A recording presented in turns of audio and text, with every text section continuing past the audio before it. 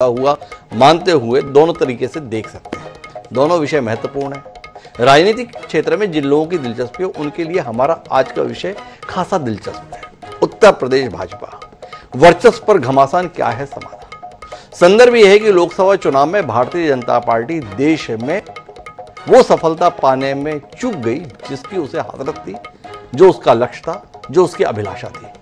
और जो वो चूकी उसका सबसे बड़ा कारण यह रहा कि उत्तर प्रदेश में उसे वह सफलता नहीं मिली जिसकी वह अभ्यस्त हो चुकी थी। अभ्यस्त ऐसे कि 2014 और 2019 में भारतीय जनता पार्टी ने उत्तर प्रदेश में एक तरफा जीत हासिल की थी, लेकिन 2024 के चुनाव में भारतीय जनता पार्टी के तिकड़ी के सपने को अखिलेश और राहुल गांधी के गठजोड़ ने ध्वस्त कर दिया। वो भारतीय जनता पार्टी 80 में से केवल 32 सीटें जीत पाई, जहां पर वो 60-70 सीटें जीतने की अभिलाषा रखती थी। इस चूक के बाद उत्तर प्रदेश भाजपा में कुछ ठीक दिखाई नहीं देता। जिस भारतीय जनता पार्टी में पूरे देश में नरेंद्र मोदी और अमित शाह के दौर में चू की आवाज नहीं निकलती है, वहां उत्तर प्रदेश में इस समय जो कुछ भी चल रहा है वो हैरत में डाल देता है। उत्तर प्रदेश के मुख्यमंत्री योगी आदित्यनाथ को सीधी चुनौती मिलती हुई दिख रही है, और वो सीधी चुनौती किसी और से नहीं बल्कि उनकी सरकार में उप मुख्यमंत्री का पद संभाले हुए केशव मौर्य से मिलती हुई दिख रही है। केशव मौर्य केवल बोल नहीं रहे, पर जो कुछ भी कर रहे हैं वो साफ तौर पर यह जताने की कोशिश है कि योगी आदित्यनाथ उनके लिए कोई मायने नहीं रखते हैं। ऐसे समय पर यह अभिव्यक्ति आ रही है जब उत्तर प्रदेश में 10 विधानसभा सीटों में उपचुनाव होना है। क्या यह सायास है या अनायास है? क्योंकि जब भी देश में इस बात को लेकर चर्चा होती है कि मोदी के बाद कौन, तो सहज रूप से दो नाम लोगों के जहन में आ जाते हैं। एक नाम अमित शाह का और दूसरा नाम योगी आदित्यनाथ का। जिस योगी आदित्यनाथ को देश प्रधानमंत्री के तौर पर संभावित चेहरे के रूप में देखता है, वो योगी आदित्यनाथ इस समय मुख्यमंत्री के तौर पर अपना वजूद बनाए रखने के लिए संघर्ष कर रहे हैं, ऐसा महसूस हो रहा है। क्यों? इसी का उत्तर खोजने की कोशिश आज पहले चरण की बातचीत में करेंगे। हमारे साथ इस बातचीत का हिस्सा बनने के लिए 3 खास मेहमान मौजूद हैं। हमारे साथ में अवनीश त्यागी जी उस भारतीय जनता पार्टी का पक्ष रखने के लिए मौजूद हैं जो भारतीय जनता पार्टी हमारी चर्चा के केंद्र में है। हमारे साथ में एचएन उपाध्याय साहब हैं जो प्रवक्ता है भारतीय राष्ट्रीय कांग्रेस के, जिसके गठजोड़ ने उत्तर प्रदेश में भाजपा को इस संकट में लाया हुआ है। और इन दोनों के बीच में तटस्थ राय देने के लिए वरिष्ठ पत्रकार प्रभात त्रिपाठी जी हमारे साथ हैं। आप तीनों का स्वागत है। चर्चा की शुरुआत हम अवनीश त्यागी जी से करते हैं और त्यागी जी से समझने की कोशिश करते हैं हो क्या रहा है भाजपा में। अरसा हो गया हम भाजपा में ऐसे दृश्य के आ ही नहीं रहे जो इस समय हो रहा है। कौन किसको कैसे नुकसान पहुंचा रहा है, थोड़ा अवनीश जी बताइए ना।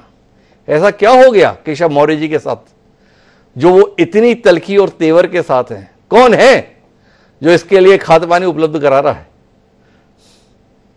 देखिए डॉक्टर हिमांशु जी, आपका नजरिया हो सकता है, पर मैं जो कह रहा हूं कि ऐसा कहीं कोई मतभेद नहीं है, ना मनभेद जी।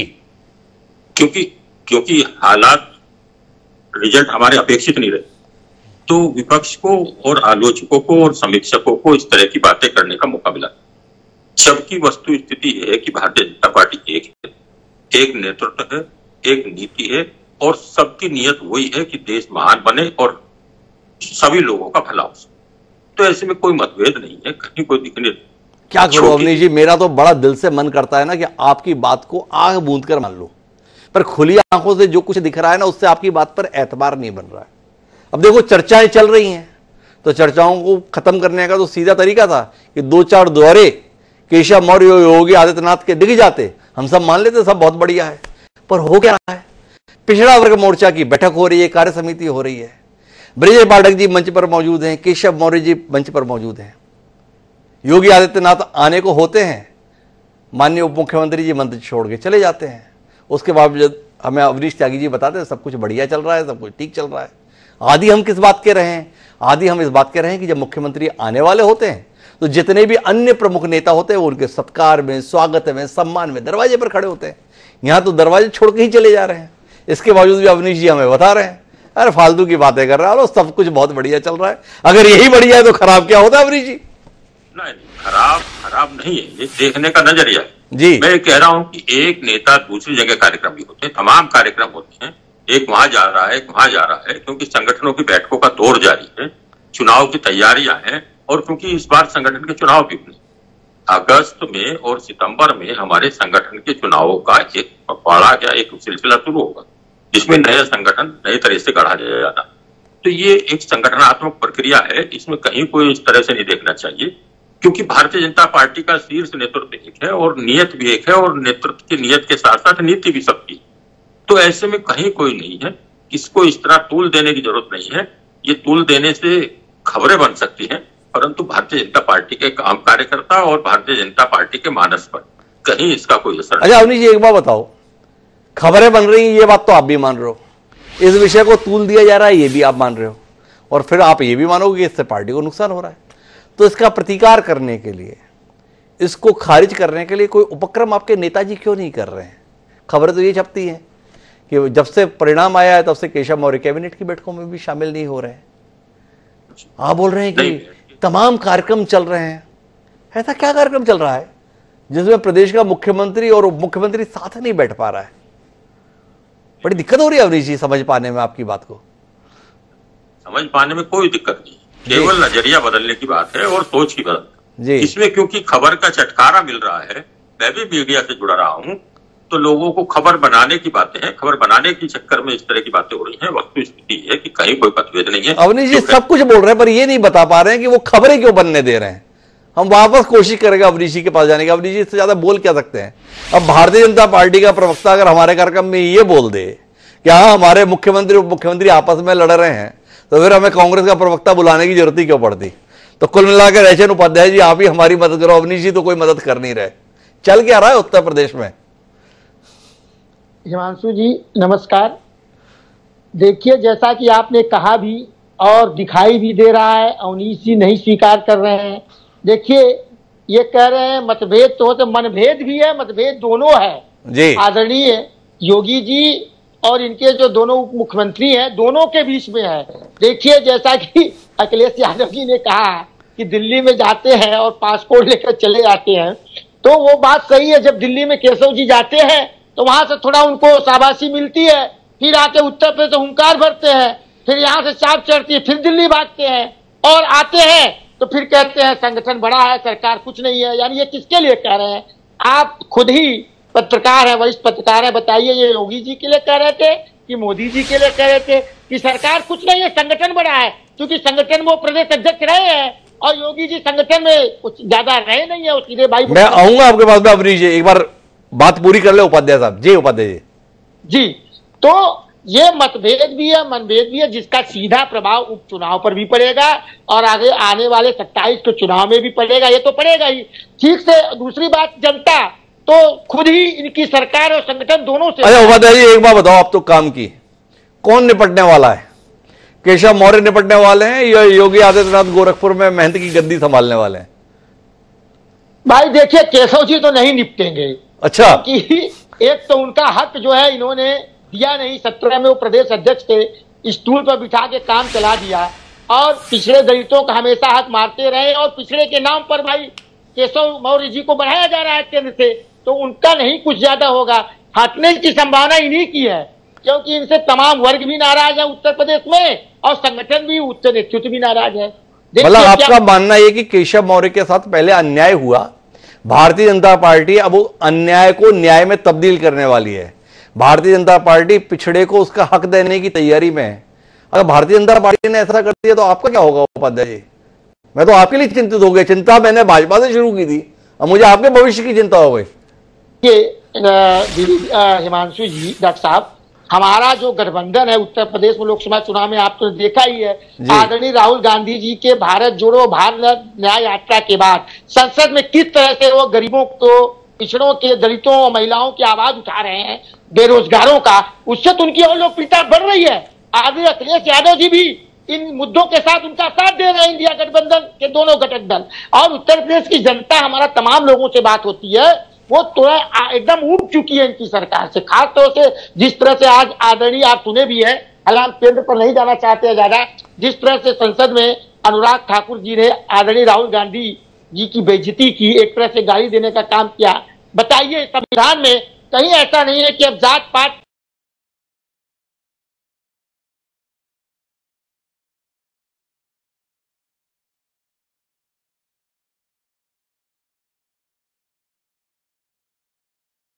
ठीक बताऊ माँ, ये तो रेवाड़ी है। पता ना माँ, अभी तो अम्बाड़ा में कोई काम से माँ सारे हरियाणा में गाड़ी ने तोड़ तक में जा सा नॉन स्टॉप। लो आ गया। अरे माँ, गाड़ी निकालते ही शानदार हवा जाए, गियर बदलो और पहुंच जाओ फटाफट। अरे हाँ माँ, हरियाणा सरकार नॉन स्टॉप काम कर रही है। अभी तो अपनी गाड़ी और बिजनेस दोनों भाग्य हैं नॉन स्टॉप। अब हरियाणा में है 40 नेशनल हाईवेज की भरमार, तभी तो सब कहते हैं हमारा हरियाणा नॉन स्टॉप हरियाणा। पूछ लिया, बुरा क्यों मान गए आप? नहीं बुरा।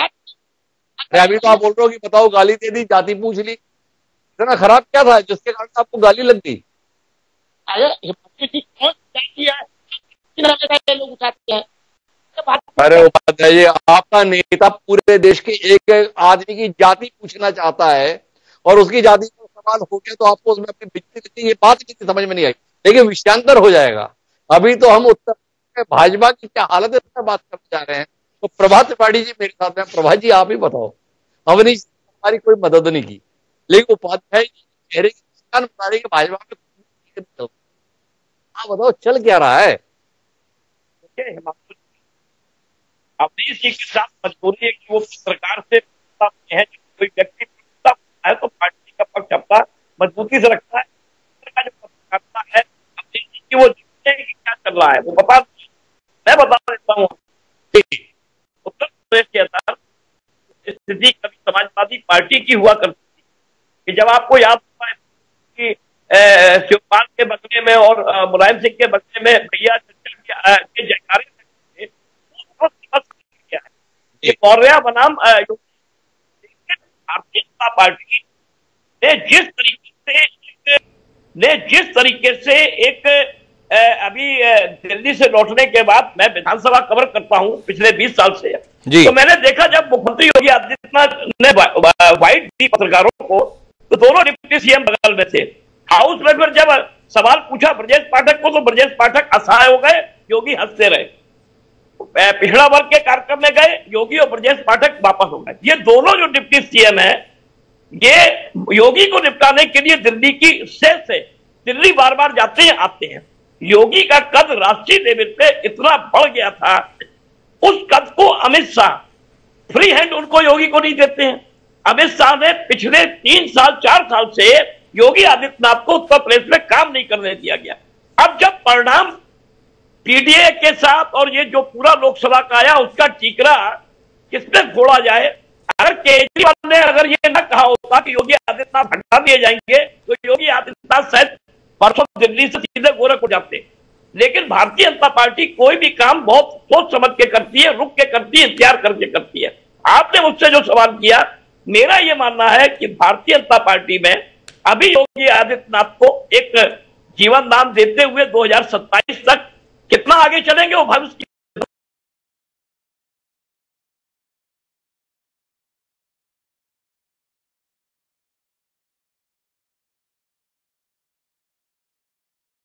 ठीक बताऊ माँ, ये तो रेवाड़ी है। पता ना माँ, अभी तो अम्बाड़ा में कोई काम से माँ सारे हरियाणा में गाड़ी ने तोड़ तक में जा सा नॉन स्टॉप। लो आ गया। अरे माँ, गाड़ी निकालते ही शानदार हाई मिल जाए, गियर बदलो और पहुंच जाओ फटाफट। अरे हाँ माँ, हरियाणा सरकार नॉन स्टॉप काम कर रही है। अभी तो अपनी गाड़ी और बिजनेस दोनों भाग्य हैं नॉन स्टॉप। अब हरियाणा में है 40 नेशनल हाईवेज की भरमार, तभी तो सब कहते हैं हमारा हरियाणा नॉन स्टॉप हरियाणा। ये सारा पूरा जो भारतीय पर्पस में जो तस्वीर देखी जनता ने, वो भारतीय जनता पार्टी की चिंता का विषय है। भारतीय जनता पार्टी की चिंता का विषय है। प्रभात त्रिपाठी का आकलन के साथ में है कि दोनों मुख्यमंत्री निपटने वाले हैं। भारतीय जनता पार्टी का केंद्रीय नेतृत्व योगी आदित्यनाथ को फ्री हैंड दे रहा है, पर अगर केशव और ब्रजेश पाठक निपटने वाले हैं तो फिर जाके इतनी हिम्मत हुंकार कैसे करते? सवाल है ना। मैं वापस आता हूं अवनीश जी आपके पास। देखो, हमने हमारी बात को महत्व दिया, बात है, इसकी बात कोई तवज्जो दोगे ऐसी भी हमें नहीं है। विपक्ष के प्रवक्ता हैं वो भी ये महसूस है कि आप जब इस स्तर तक महसूस किया जा रहा है ठीक नहीं चल रहा है, तो कुछ ठीक करने की कोशिश आप क्यों नहीं कर रहे हैं कि आपकी मंशा ये कि ठीक ना चल, ये सब चल रहा है।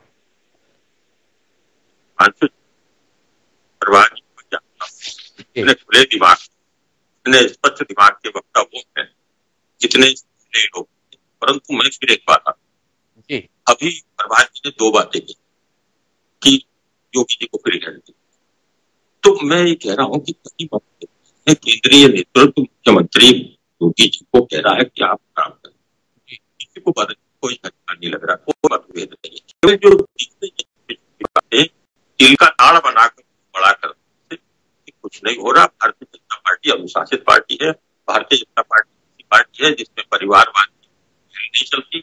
यहाँ पर जो फैसला ताकि हित में होता है, पार्टी के हित में होता है, वो लिया जाता है। छोटा कार्यकर्ता बड़े पद पे में ये ही पार्टी में हो सकता है, और जो बड़े कार्यकर्ता है उसकी उपयोगिता अगर संगठन में है तो संगठन में कर ली जाती है। तो ये उपयोगिता के आधार पर जो पार्टी के हित में जरूरी है वो फैसले लिए जाते हैं, और वो अक्सर अच्छा एक बात बताओ, इतना आप बात बता रहे हो तो भाजपा के प्रवक्ता ऐसे ही बोलते हैं। ये बताओ 25 तारीख को प्रयागराज मंडल की बैठक कीजिए माननीय योगी, केशव मौर्य जी को इतना समय नहीं मिला कि उस बैठक में शामिल हो सके। मर्जी मुख्यमंत्री, फिर क्या हुआ,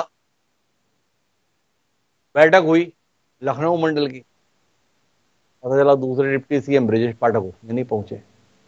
आपको नहीं लगता है कि ये जो आपके सो कॉल्ड डिप्टी सीएम है उनका इस तरीके से बैठकों से गैर मौजूद रहना मुख्यमंत्री की जो गरिमा है, मुख्यमंत्री का जो आभा मंडल है, उसको नुकसान पहुंचा रहा है? क्या कहते हैं अवनीश?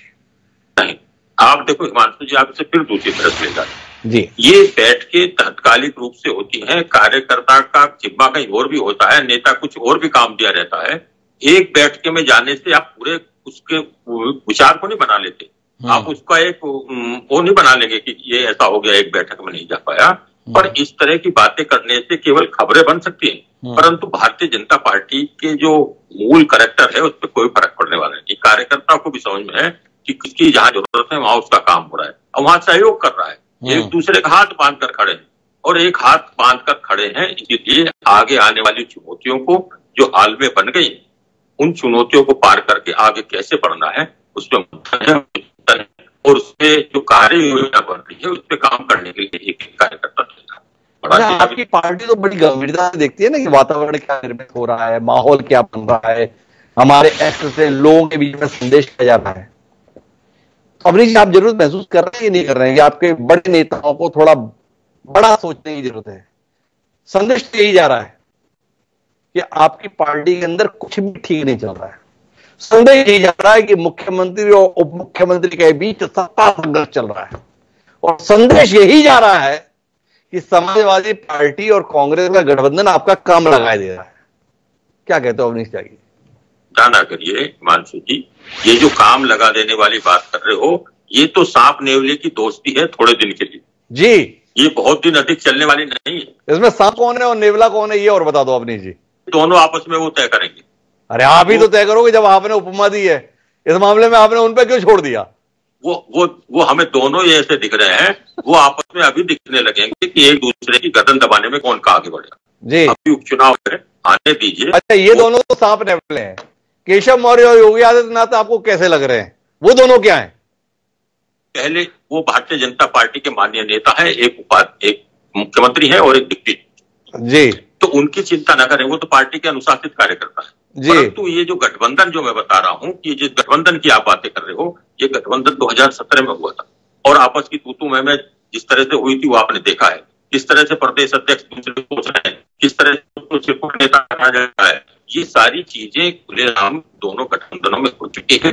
और ये जल्दी ही आप देखेंगे ना, अभी थोड़े दिन बाद ही आप देखिएगा, आप डिबेट का नया इश्यू होगा और दोनों इश्यू में यहाँ बैठ के नए इश्यू पे बात करो। लेकिन मुझे जानना तो प्रधान जी, आप ही मुझे बताओ कि देखो इनको सांप नेवला बताया जा रहा है ना, राहुल गांधी और अखिलेश यादव, वो हमें लोकसभा में बेंच पर साथ दिख रहे हैं, एक दूसरे के गले में बाहें डाले दिख रहे हैं। एक पे कोई हमला करता है, दूसरा उसके बचाव में खड़ा हो जाता है। अनुराग ठाकुर बोल रहे थे राहुल गांधी के खिलाफ, अखिलेश यादव सामने खड़े होकर गाल बंद कर।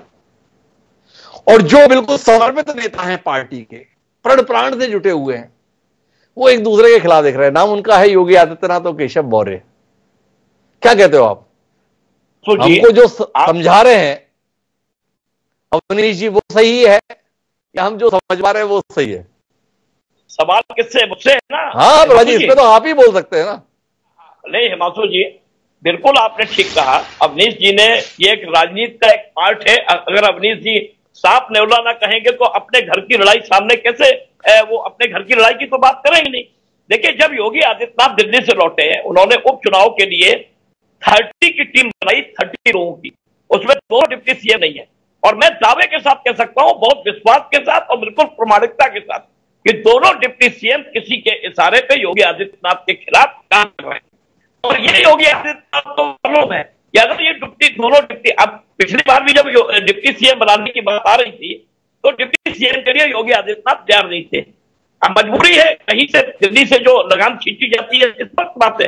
ये भारतीय जनता पार्टी के कार्यकर्ताओं के लिए, भारतीय जनता पार्टी जैसी जो 4 चरित्र और चिंतन की पार्टी है, उसके लिए चिंता का विषय है मानसू जी। अब इस चीज को समझे या ना समझे, अगर आपको किसी एक को रखना है तो आप उसको रखिए, फिर पूरे बड़े मन से रखिए। अगर योगी आदित्यनाथ को हटाना है तो सीधे कह दीजिए भैया आप जाइए, मैं ओबीसी कार्ड खेल रहा हूँ या दलित कार्ड खेल रहा हूँ। यहाँ पे जिस तरीके से पीडीए का एक फार्मूला आया, उसके बाद जो अपना भाजपा ने जो अपना 30 लोगों की जो एक कमेटी बनाई, इस समय बाबा योगी आदित्यनाथ के लिए उपचुनाव बहुत महत्वपूर्ण है। भारतीय जनता पार्टी के लिए बड़ा महत्वपूर्ण है। प्रभा जी कह रहे हैं भाई रखो तो ढंग से रखो, पर मैं उपाध्याय साहब वापस आपके पास आता हूं। भाजपा का ये अंतर्द्वंद आपको कुछ सचेत कर रहा है? ये 10 सचेत कर रहा है। ये 10 सीटों पर उपचुनाव है। खबर ये आ रही है उपचुनाव आप बाद में लड़ेंगे, पहले आप लोग आपस में लड़ रहे हैं कि कौन कितने पे लड़ेगा। ऐसा तो नहीं कि लोकसभा में आपकी जीत काट की हांडी जैसी होकर रह जाए और उपचुनाव में आप चारों खाने चित्त दिखाई दे जाएं। क्या सोच रहे हैं आप? देखिए डॉक्टर साहब जी, हिमांशु जी, क्या बताऊं माँ, ये तो रेवाड़ी है। पराना माँ, अभी तो अम्बाड़ा में कोई काम से माँ सारे हरियाणा में गाड़ी ने तोड़ता में जा सा नॉन स्टॉप। लो आ गया। अरे माँ, गाड़ी निकालते ही शानदार हाई मिल जाए, गियर बदलो और पहुंच जाओ फटाफट। अरे हाँ माँ, अब हरियाणा सरकार नॉन स्टॉप काम कर रही है। अभी तो अपनी गाड़ी और बिजनेस दोनों भाग्य हैं नॉन स्टॉप। अब हरियाणा में है 40 नेशनल हाईवेज की भरमार, तभी तो सब कहते हैं हमारा हरियाणा नॉन स्टॉप हरियाणा। ये सब किसके इशारे पे हो रहा है? साहब नेवला ये लोग नहीं है, हम लोगों को कह रहे हैं। हम लोग तो अपना वर्तमान में हिसाब को दिखाई तो नहीं दे रहा है कि हम लोग में कोई दूरी है, न मतभेद है न मनभेद है, न मतभेद है न मनभेद है। आखिरी टिप्पणी के लिए मैं एक बार फिर अवनीश जी के पास चलता हूं। अवनीश जी, कोई जरूरत महसूस कर रहे हैं करेक्शन की? यह ऐसा तमाशा जो चल रहा है, उस तमाशे में आपको भी आनंद आ रहा है? ये बहुत हो गया अनुशासन में रहना। थोड़ा हम भी खुले खुले से रहें, थोड़ा हम भी लोकतांत्रिक पार्टी के नहीं है। ये पार्टी बिल्कुल अनुशासित है और अनुशासित रहती है। जो फैसला होता है वो फैसला होता है, तो उसको सभी को मान्य होता है और मान्य रहता है। ये भारतीय जनता पार्टी में संभव है, ये और जगह नहीं संभव है। और भारतीय जनता पार्टी कार्यकर्ता आधारित पार्टी है, इसमें कार्यकर्ता का सम्मान भी है और हमेशा सम्मान बना रहता है। कार्यकर्ता का सम्मान भी है, सम्मान बना भी रहता है। लेकिन कुल मिलाकर यह साफ दिखता है कि उत्तर प्रदेश में अभी कुछ ना कुछ गड़बड़ जरूर है। उत्तर प्रदेश में जो गड़बड़ है वो लखनऊ की अपनी गर्मी के चलते है या दिल्ली से दी जा रही गर्मी के चलते है, ये समझ पाना जरा मुश्किल हो रहा है। पर इतना तय है कि अगर ऐसी ही गर्मा गर्मी रही तो 10 उपचुनावों के संदर्भ में भी संभावनाओं को लेकर सवाल रहेंगे। योगी आदित्यनाथ, जिनको पिछले 1 दशक में एक बड़ी संभावना के तौर पर देश में देखा जा रहा है, क्या उस संभावना के तौर पर अपने आप को बरकरार रख पाएंगे या वापस गोरखपुर में मेहनती गद्दी संभाले हुए दिखाई दे जाएंगे? सवाल दिलचस्प है, आने वाला समय इसका उत्तर देगा। पर आप तीनों मेहमानों का बहुत बहुत धन्यवाद।